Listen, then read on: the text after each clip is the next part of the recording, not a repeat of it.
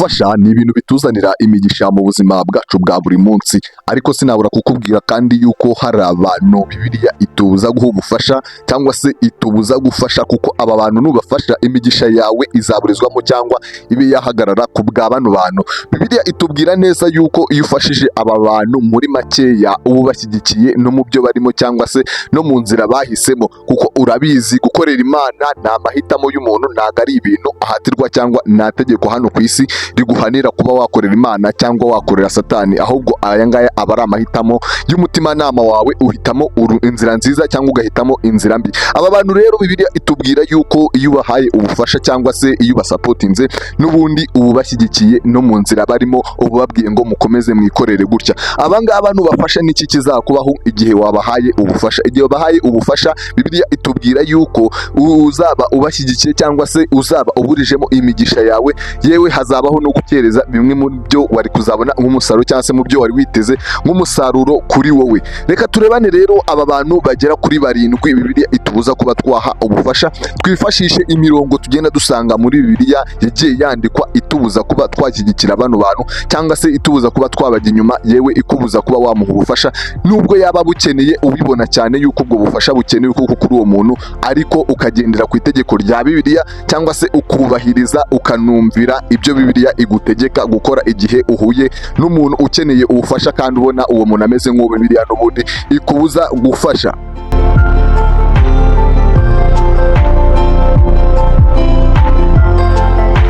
Rero turi buze kuba twatangirira ku muntu wa 7 Bibiliya itubuza gufasha. Uyu muntu wa 7 ni umuntu umeze gute? Ni umuntu w'umupfapfa. Bibiliya itubwira neza yuko gufasha umuntu w'umupfapfa ari ukumushyigikira cyangwa se kuburizamo imigisha we. Igihe wafashije umuntu w'umupfapfa cyangwa se akagira ubufasha bujya ku mupfapfa ariko buguturutseho, uzamenye yuko imigisha yawe urimo urayiburizamo. Ikindi urimo urashyigikira umuntu uri gufasha mu bupfapfa bwiwe cyangwa se urimo uramubwira ngo igumire wibere umupfapfa. Ikindi nawe nta kintu uzamufashije ahubwo uzamunogereje kuba umupfapfa nyine. Uyu muntu rero Bibiliya itubuza kuba twagira ikintu tumufasha. Reka nkubwire ngo ahangaha mu Migani 26:11 habyemeza neza ko tutagomba kuba twafasha umuntu w'umupfapfa. Reka tuhasome twumve ngo haratubwira iki. Imigani 26:11 bavuze ku bupfapfa cyangwa se ku muntu w'umupfapfa. Bamuvuze w'iki rero? Baravuze ngo nk'uko imbwa isubira ku birutsi ni nako umupfapfa asubira mu bupfapfa bwe. Ndagira ngo nkubwire ngo igihe wafashije umuntu w'umupfapfa, jya umenya ko n'ubundi ntago n'ubundi azava mu bupfapfa bwe ngo abe yayoboka inzira nziza ari kubona uri kumutoza, ahubwo n'ubundi azisubira mu bupfapfa bwe. Umupfapfa burango niyo ngo wamuhonda umuhini cyangwa wamusekurira mu muhini, ntago ashobora kureka ubupfapfa bwe. Nyine uyu muntu, ubwoko bw'aba bantu Imana itubuza kuba twabagenera ubufasha, cyangwa se Bibiliya nayo ubwayo itubuza kuba hari ubufasha bwabageraho buduturutseho igihe twamaze kubabonamo nyine ubwo bupfapfa bwabo. Reka nkubwire yuko kandi Bibiliya ikomeza kuvuga kuri aba bantu. Nk'isomye mu Migani 13:20 cyangwa ukaba wasoma mu Migani 23:9, ndagira ngo nkubwire yuko aba bapfapfa tutagomba kubaha ubufasha na butoya buduturutseho, kuko n'ubundi uri kumushyigikira. Ubundi umupfapfa wakwibaza ngo ni muntu ki? Umupfapfa ni umuntu mu buzima busanzwe ubuze ubwenge pe, atari umuntu nyine wapfuye mu mutwe cyangwa se wabuze ubwenge, ahubwo uyu nguyu aba ari umuntu n'ubundi ariko ukora ibintu bipfuye cyangwa ukora ibintu bibi abibona ko ari ibintu bipfuye, akagaragaza yewe ko ibyo bintu ashobora no kuba yabihagarika cyangwa akabireka, akerekana yuko abiretse ariko ejo akongera akabisubiramo. Uyu muntu niwe Bibiliya yita umupfapfa. Uyu muntu rero Bibiliya itubuza kugira ubufasha tumuha buduturutseho, kuko n'ubundi tuba turi kumushyigikira mu bupfapfa bwe. Ikindi nakubwira nuko ku bapfapfa ubuzima bwabo buriya ngo burabaryohera cyane. Umupfapfa aba yumva ubuzima arimo nyine ari ubwo ngubwo bumuryoheye, yewe bunamumereye neza, kuko we nyine abakora ibintu by'ubupfapfa. Kandi buriya ngo hari ingeso z'ubupfapfa ziba ziryoshye, kuko buriya ngo zirangeso ngo nta mategeko azihana cyangwa se nta mategeko zigenderaho na matoya, ahubwo zo nyine akora ikintu kimujemo, ikintu kije ako kanya. Ikindi buriya ngo iyo ugendanye n'abapfapfa 3 uba uri umupfapfa nawe wa 4, niko Bibiliya itubwira. Ikindi kandi Bibiliya irongera ikatubwira ngo ugendana n'abapfapfa azabihanirwa. Ikindi uwicarana n'abapfapfa cyangwa se ukurikira inzira z'abapfapfa nawe azabihanirwa. Niyo mpamvu Bibiliya rero itubuza gufasha bene aba bantu cyangwa se kugira ubufasha buduturukaho bujya kuri bene aba bantu, kuko tuba turi kubashyigikira mu bupfapfa bwabo. Reka turebane rero undi muntu wa 6 tutagomba kuba twagira ubufasha tugenera, kuko tubibuzwa nyine kandi tukanabitegekwa na Bibiliya cyangwa se n'Imana y'ubwayo ikabitubuza.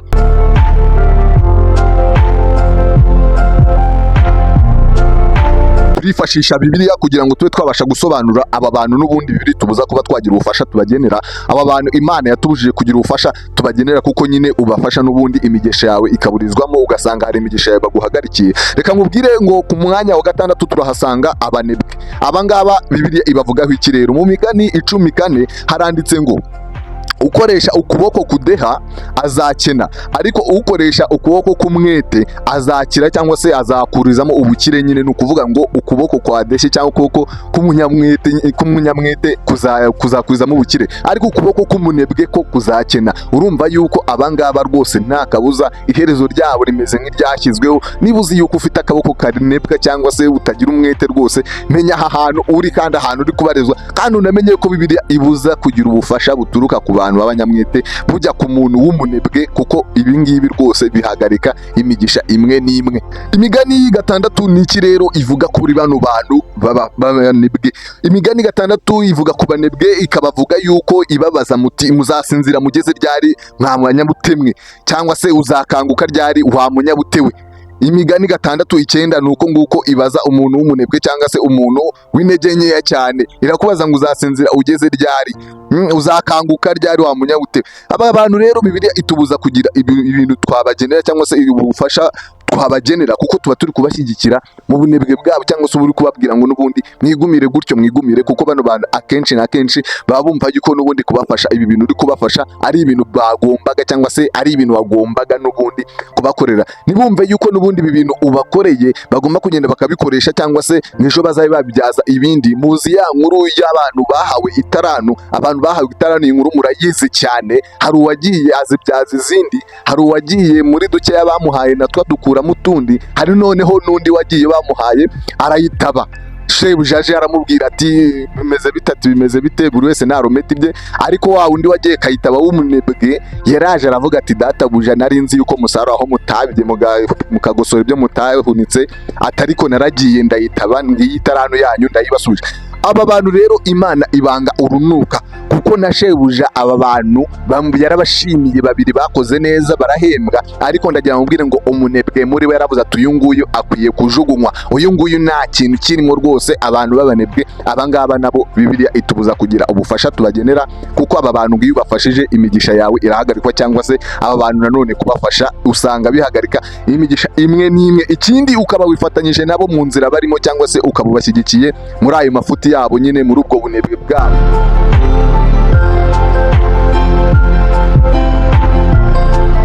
Umwanya wa 5 abantu utagomba gufasha ni abantu b'indashima. Ubundi kuba indashima, ibi ni ibintu bituruka ku kwikunda. Ibi ni ibintu bituruka ku kwikunda, kuko buranga umuntu w'indashima kumufasha ngo ni wo gusuka amazi muri supanete cyangwa akayunguruzo, buriya hari ahantu ngo ntabwo ngo hashobora kuzura. Abantu b'indashima rero Bibiliya itubuza kubafasha mu buhe buryo? Reka dusomane mu Migani 17:13 twumve Bibiliya ni gute itubuza gufasha bano bantu badashima. Mu Migani 17 rero 13 hatubwira yuko bano bantu badashima n'ubundi abangaba ahubwo ngo bitura ikibi icyiza wabagiriye. Reka dusomane twumve ngo hatubwira gute. Haravuga hati uwitura ibyiza ibibi ntabwo ibibi bizava mu rugo rwe. Bishatse kuvuga ngo n'ubundi bya bindi yitura ibibi kandi yaragiriwe ineza, n'ubundi nawe ikibi ntabwo kizamuva inyuma, ikibi ntabwo kizava ahe. Reka twongere rero dusome Bibiliya itubwira iki nanone kuri bano bantu. Turasoma muri Timoteyo wa 2, turasoma mu rwandiko Pawulo yandikiye Timoteyo rwa 2 ibice turasoma 3, dusome umurongo wa 1 ndetse dusome n'umurongo wa 2 twumve ngo Bibiliya iri kutubwira iki kuri bano bantu. Timoteyo 2 rero igice ni 3 umurongo turasoma wa 1 n'uwa 2. Ndagira ngo mbwire yuko havuga ngo umenye yuko mu minsi y'imperuka hazabaho ibihe birushya, kuko abantu bazaba bikunda, abantu bazaba bakunda abantu bazaba bakunda cyangwa se bazaba birarira, bakunda kwirarira, abantu bazaba bibona, abantu bazaba batukana, abantu bazaba batumvira ababyeyi babo, ndetse bazaba ari indashima. Iki nicyo kintu rero twatugambirije, kuko murabizi turi kuvuga ku bantu ba 5 ubundi aribo bantu b'indashima. Aba bantu Bibiliya itubuza n'ubundi kuba twagira ibintu tubagenera turutse kuri ko tuba turi kubashyigikira mu nzira barimo n'ubundi bumubwiye ngo n'ubundi bw'umukungugu. Bano bantu akenshi ngo bakunze kumva n'ubundi ibintu uri kubaha n'ubundi babigomba n'ubundi ugomba kubibaha ubufasha n'ubundi bwabo uri kubaha ibintu byabo, ntago ari ibintu bagushimira cyane cyangwa se ntago ari ibintu byo gutuma bagushimagiza. Uyu muntu ngo niyo agushimiye agushimira ameze nk'uri kwijisha nk'uwirengagiza ibintu akwereka yuko bitamufasheho na gatoya. Aba bantu rero Bibiliya itubuza kuba twagira ubufasha tubagenera kuko aba bantu bahagarika imigisha yawe rwose cyane. Reka nkubwire ngo Yesu wajya guhaza abantu 5,000 yafashe dukeya duhari arabanza arashimira ubundi abona guhaza abantu yaragiye guhaza. Yafashe dukeya mu isengesho rye yarabanje arashimira mbere yuko ahaza abantu yaragiye guhaza cyangwa se mbere yuko atubura ibyo yaturaga kugira ngo abashe guhaza abo bantu. Mu Batesalonike kandi hatubwira yuko tugomba gushimira mu bibi cyangwa se mu byiza, ibihe byose nyine tugomba kuba dushimira. Ni ukuvuga ngo tugomba kwirinda kuba indashima. Bano bantu ntabwo Bibiliya ibemera habe na gato. Mwanya wa kane rero, ku mwanya wa kane hari abantu babiyemeza. Aba bantu nabo ngo nta kintu ugomba kubafasha habe na gito kuko ubu abangaba baterwa ubwiyemezi n'ubwibone. Aba bantu baterwa ubwiyemezi n'ubwibone buturuka kwa Satani. No kuvuga ngo ubundi Satani yamanuwe mu ijuru n'ubwibone.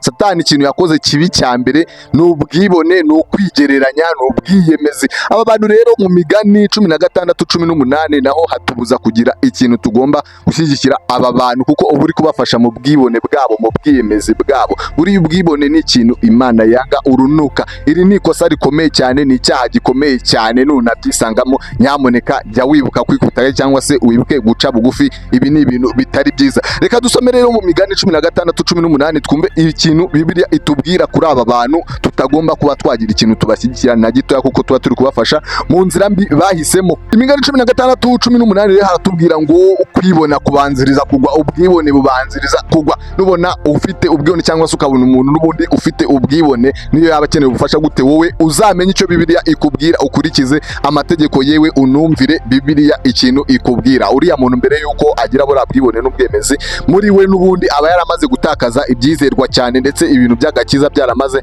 kumuvamo kera cyane, yarabaye undi wundi. Aba bantu rwose Bibiliya nta muhwe na nkeya ibishaka kubagirira kugeza baretse ubupfu bwabo cyangwa se baretse ingeso mbi zabo ziri kubarangwa. Aba bantu kandi ikindi kintu nabakubwiraho, aba bantu ntabwo bagirwa inama. Kumugira inama umeze nk'uri guhangana nawe, uyu muntu nagapfa kumva inama ziturutse ku ruhande. Kandi reka nkubwire ngo Imana y'ubwayo yarivugiye ngo izagirira neza abicisha bugufi cyangwa se izagira neza abaciye bugufi. Ubugwaneza bw'Imana bwonekera buriya abaciye bugufi. Ubwiyemezi buriya ngo ni ikintu gikomeye kibi cyane gituruka kwa Satani.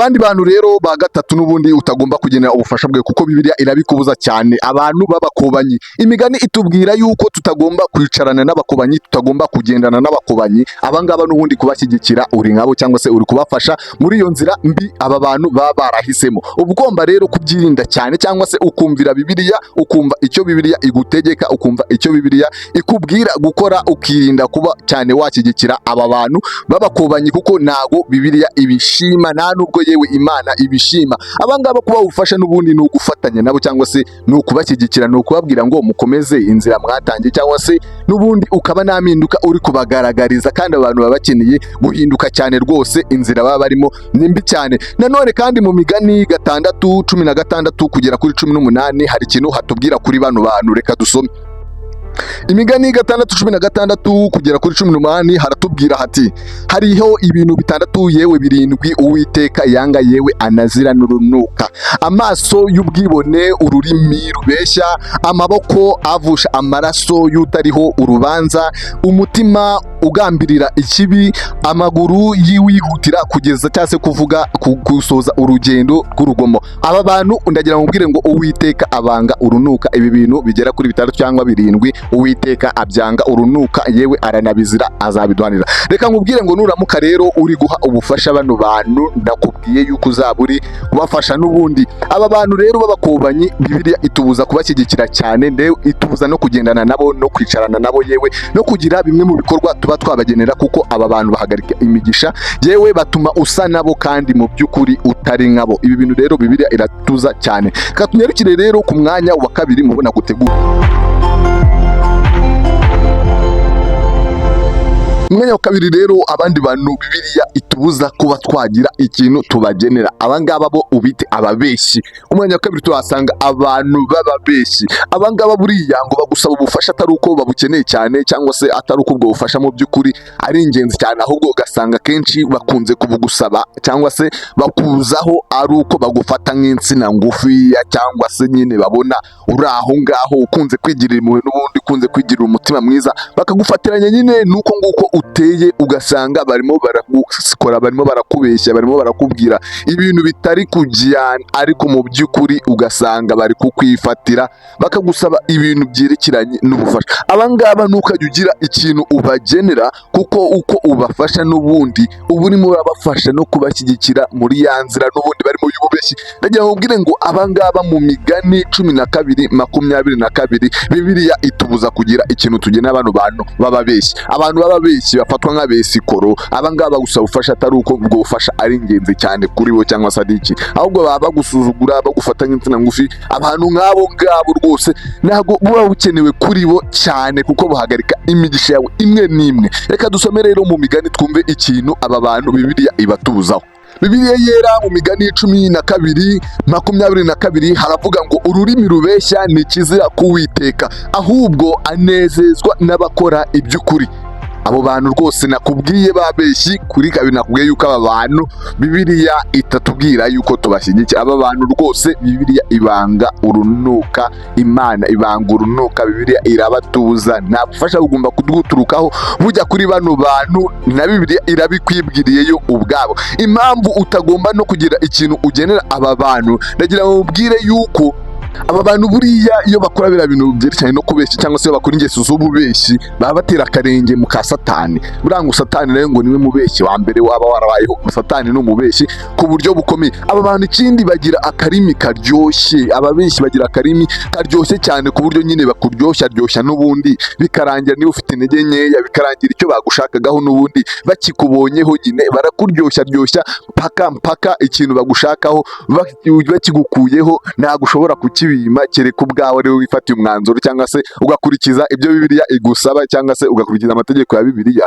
ukumva yuko nyine n'abo bantu ugomba kubanga n'ubundi, cyangwa se ukaba wabahakanira ku bufasha bwawe washakaga kubagenera, ahubwo ukabereka inzira nziza nyine, cyangwa se ukanababwiza ukuri, ukababwira yuko ibyo bintu atari byo. Reka nkubwire ikindi kintu rero, bano bantu bagerageza cyangwa se bagaragaza yuko ari abantu bari kuvugisha ukuri, cyangwa se ari abantu b'inyangamugayo, ariko aba bantu ntabwo baba ari inyangamugayo habe na gatoya. Reka dusome mu Bakorino 11 dusome kuri 14 twumve none ikintu Bibiliya ibatubwiraho. Dore ikintu rero Abakorino ba kabiri batubwira, turasoma 11 dusome na 14.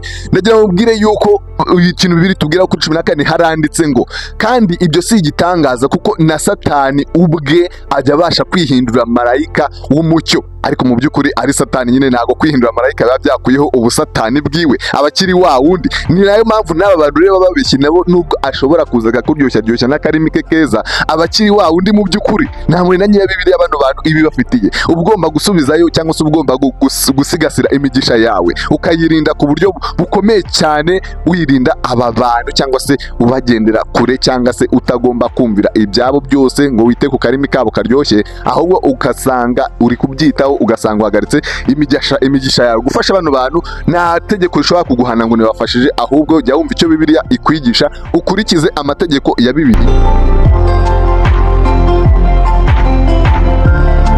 Tugere ku muntu rero wa mbere ari nawe wa nyuma, nk'uko nabikubwiye mu bantu nari nagutegure bagera kuri 7. Umuntu wa mbere ari nawe wa nyuma. Aba bantu nta bantu baticuza. abantu bakora ibintu ariko mu by'ukuri baticuza, abantu bakora ibintu nkana, abantu bakora ibyaha nkana, ariko uyu muntu mu by'ukuri akaba atakwicuza, ukaba utamugira n'inama. Urumva ntabwo wagira umuntu utemera n'ikosa cyangwa se umuntu utemera icyaha. Abangaba kugira ngo bemere cyangwa se bicuze ikintu bakoze banakibona yuko bakoze ikintu kibi, aba bantu kwicuza kwabo kuri kure cyane. Ntabwo ushobora kumwumvisha n'icyaha yakoze mu gihe we atifatiye umwanzuro ngo abe yabikwemerera. Ndagira ngo ubwire ngo aba bantu nabo Bibiliya itubuza kugira ubufasha tubagenera. Reka dusome rero mu Baheburayo 10:26 twumva ukuntu n'ubundi Bibiliya itubuza n'ubundi kugira ikintu tubagenera, cyangwa se itubwira uko tugomba kuba twakwitwararika kuri bano bantu, ntitubasubize inyuma ariko nyine tukabereka n'inzira nziza yo kunyura, kuko iyi nzira ntago iba ari nziza habe na gato. Abaheburayo 10:26 haratubwiye hati niba mukora ibyaha nkana, niba dukora ibyaha nkana tugomba kumenya, cyangwa se tugomba kumenya yuko nta gitambo cyaba gisigaye yuko dukora ibyaha nyine tubizi. Ibaze gukora ibyaha nyine nawe ubizi, umenye yuko nta gitambo kiri inyuma kindi wowe gukora icyaha nkana. Ndagira nkubwire ngo bano bantu nabo twabasanze ku mwanya wa mbere mu bantu bakora ibintu bituma abandi bashobora kubaha ubufasha, cyangwa se bashobora kuburizamo imigisha y'abandi. Aba nabo ngo bakora ibyaha nkana, Bibiliya ibanga urunuka. Reka nkubwire yuko niba ukora ibyaha nkana, cyangwa se niba ukora ibyaha kandi ubizi neza ko ibyo bintu ari ibyaha yewe ukanabireka, ariko ejo ukongera ukabikora, ndagira ngo ngumenyeshe yuko uri mu nzira ya Satani, uri mu buyobe. Kuko niba Bibiliya ikubwira gutya, ntago ari uko ibishatse kubashyira mu gatebo kamwe mwese, ahubwo bishatse kuvuga ngo wowe ukora icyaha nkana umenye yuko nyine nta gitambo cyagucungura, nta murengezi, nta kindi kintu cyari kibyihishe inyuma. No kuvuga ngo ufata ibintu ukabyica ubizi. Reka nkubwire ngo rero twari tugeze ku iherezo ry'abantu nari naguteguriye barindwi, ariko wowe ngushimire, wowe ukurikirana Neza Times, ngushimire wowe udahwema kudukurikirana, wowe ukurikira ibiganiro tukugezaho umunsi ku munsi, video zacu uzireba umunsi ku munsi. Reka nkubwire ngo niba ubwa mbere urisanze hano hantu, kora subscribe aho hasi. Niba kandi uri umusangwa nawe urabizi ibyo tukugezaho, urabizi ntitujya tugutenguha, ahubwo comment section ni yanyu, ibitekerezo byanyu biba bikenewe aho hasi. Mutubwire wowe wibonye mu bahe aba bantu mubwiye bose, wibonye mu bahe cyangwa se ukunze kubona abahe. Uramenye rero, ndakuburiye n'ubutaha ujye umenya ngo ndi gufasha umuntu uyu n'uyu, ndi gufasha uyu n'uyu. Umenye ngo Bibiliya inegeka iki, insaba gukora iki, insaba kugendera mu zihe nzira. Reka tubonane muri video ukurikira. Ciao ciao.